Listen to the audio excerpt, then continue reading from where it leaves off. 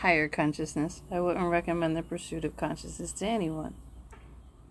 I would not have chosen it for myself. I didn't. It chose me. If it hasn't called your number yet, don't worry. It will. Eventually. The universe will draft you from your small life and make impossible demands. You will say no. You will say it can't be done. You will say I don't want to. And it will laugh at your naivety. It will speak to you in symbols and language you don't know. It will shake the stable earth. It will break your mirrors and douse your life with gasoline. It will light your spirit on fire. You will die and give birth to yourself in the same instance again and again and again. You will remember that Shakespeare was right. The whole world, all the world is a stage. You will wonder why you've been playing so small a part. For instance, you will be ecstatic.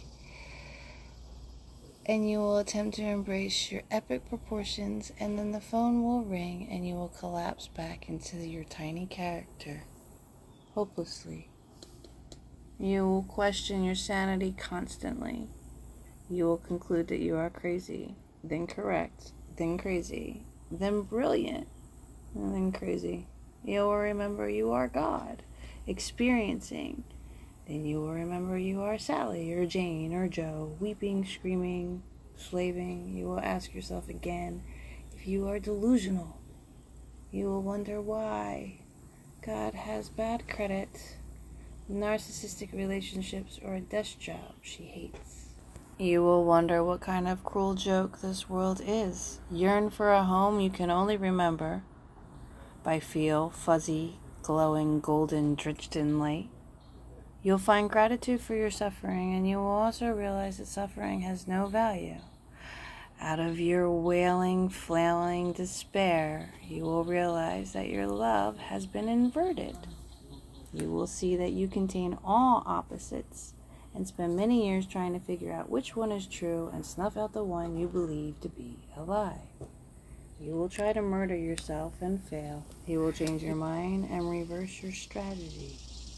Again and again, this tactic is a pendulum shaped like an axe that swings wild and wide. This is how you will die, the death of 1,000 cuts.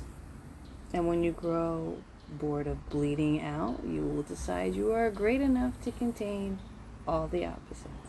You will attempt to love them equally, but you won't. You will conclude that good and evil is an opinion. You will begin to question how your opinions have developed. You will keep some and discard others. You will reason that if some intelligence that holds the cosmos together, that keeps the sun at a perfect distance, that spins the earth, is present in all things, that maybe, just maybe, even this somehow perfect, it's horror and it's ecstasy. Don't buy the fairy tales written by the wealthy gurus recycling from each other. They have too much to gain from selling you something they cannot be owned. If you buy it, all you will get for your trouble is a broken heart. It will make you feel you are wrongly put together, broken, because your own journey is not like the escalator ride up the mountainside that they've promised you. Not even with all your meditation, yoga, or group chanting.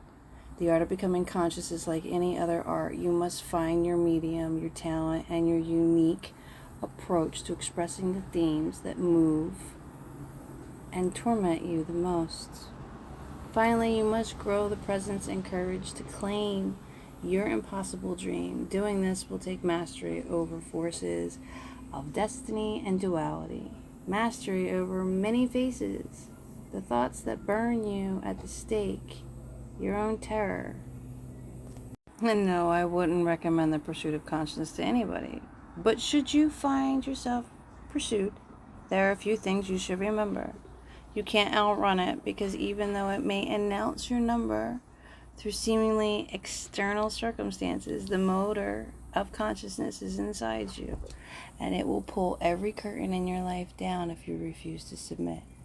There is no map, so don't buy your second hand. The gurus can't save you, the career can't save you, the relationship can't save you. You only find your way one step at a time.